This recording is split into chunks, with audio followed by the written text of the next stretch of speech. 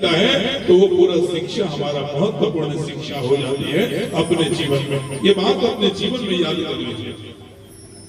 राधे राधे माता बहनों, और यही हमारे कि बेटा को लव मैरिज शादी नहीं करता है, ये चीज पहले ही शिक्षा में संस्कार डाल देता तो ये दिन बोलने की जरूरत नहीं पड़ता, क्योंकि हमने बच्चों को कभी एक अच्छा संस्कार दिया कर दिया, बिगाड़ कर रख दिया, ये जब तक टीवी आया।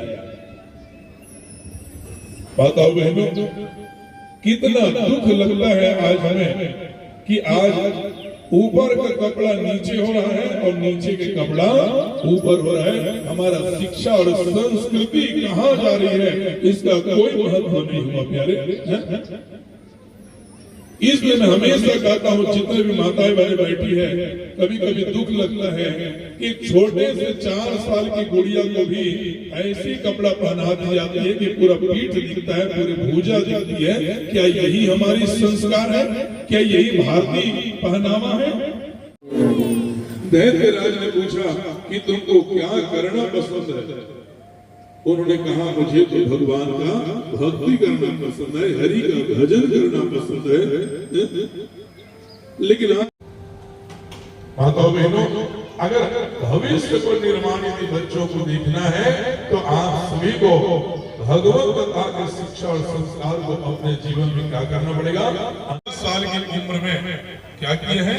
हरि भक्ति करना पसंद किया है। और 5 साल की उम्र में कब क्यों आया भाई जानते हो?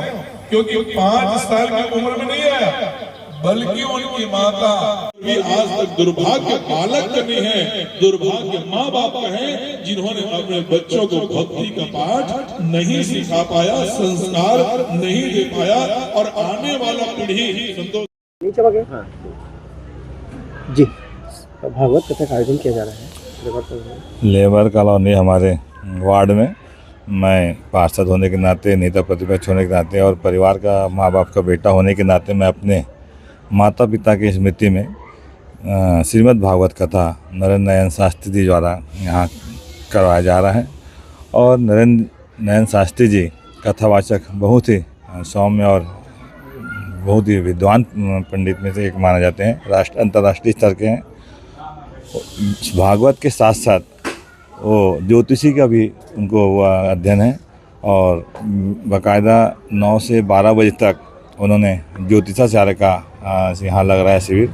लोग आ रहे हैं अपनी तकलीफ़ को लेकर दूर करके उस समस्या का समाधान भी पूछ के जा रहे हैं। और लगभग 100 में 100% मैंने कम से कम 30-35 लोगों से पूछा कि आपके बारे में क्या बताएं, तो बोले जो हमारे ऊपर जो बीती है, जो घटना घटी है, जो हो रहा है, वो पूरा हमको कुंडली उन्हें जन्म से लेकर समय सब तक उन्होंने बिना केवल फूल और चावल देख के बता दिए।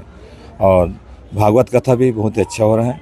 मैं नगरवासी से भी चाहूँगा कि सनातन को बचाने के लिए, सनातन ऐसा को रक्षा के लिए और भागवत कथा का आयोजन होना चाहिए। मैं अपने वार्ड की और राजनांदगांव जनता की खुशहाली के लिए भी श्रीमद् भागवत का एक प्रारूप है। आप सबसे निवेदन है कि अभी 29 से 6 तारीख तक का श्रीमद् भागवत का आयोजन किया गया है।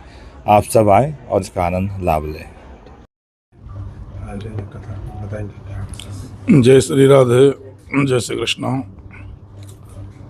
कौशल्या नगरी के पावन भूमि राजनांदगांव जो नगर है, वो पूरे भारत में एक ऐसा राजनांदगांव नगर है जिसको संस्कार धनी के नाम से जाना जाता है।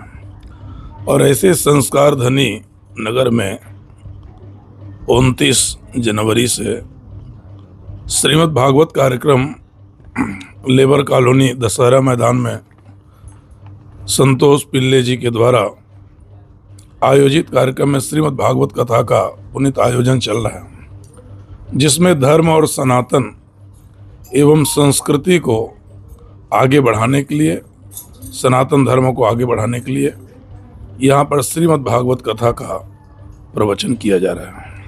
युवाओं को कैसे प्रेरित करें ये मार्ग में आने के लिए, क्योंकि देखा गया है वो अधिकतर प्रवचन में तो रहते नहीं है, बड़े बुजुर्ग रहते हैं, युवाओं को भटक गए हैं, उनको कैसे करके आप? युवाओं के लिए सनातन धर्म में लाने के लिए एक ही उद्देश्य है कि हम सभी साधु संतों को युवा जन के लिए एक नया योजना लाना पड़ेगा। जिस तरह से राजनीतिक परिक्षेत्र में, सामाजिक परिक्षेत्र में युवाओं को जो जिम्मेदारी दी जा रही है, जिसमें युवा सभी बढ़ चढ़ के भाग ले रहे हैं, वैसे सनातन धर्म में की जो जिम्मेदारी है वो युवा क्षेत्र को, अर्थात युवा जो बूथ है, उन सबको सनातन की जिम्मेदारी, सभी सनातन धर्म के जो सिपाही है उस सबको जिम्मेदारी को देना चाहिए।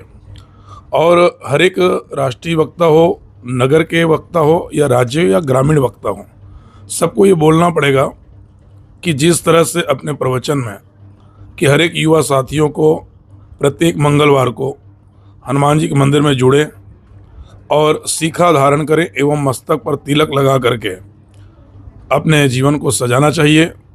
और युवा साथियों को आगे आने के लिए जिस तरह से 7 दिन के जो ड्यूटी होती है उसमें पुलिस अपना वर्दी पहनते हैं, कोई भी क्षेत्र में नौकरी में वर्दी पहनते हैं, उसी तरह पूरे विश्व में अर्थात भारत देश में सबको 7 दिन में एक ऐसा डे रखना चाहिए जिसमें चाहे ये युवा हो, सनातनी हो, बुजुर्ग हो या नौजवान हो, सबको एक वेशभूषा, धोती कुर्ता हफ्ते में एक दिन सभी को पहनना चाहिए, ना कि युवा को नहीं, सबको धारण करना चाहिए। प्रदेश में हो रहे धर्मांतरण तो लेकिन प्रदेश में धर्मांतरण का मुख्य कारण है साधु संत।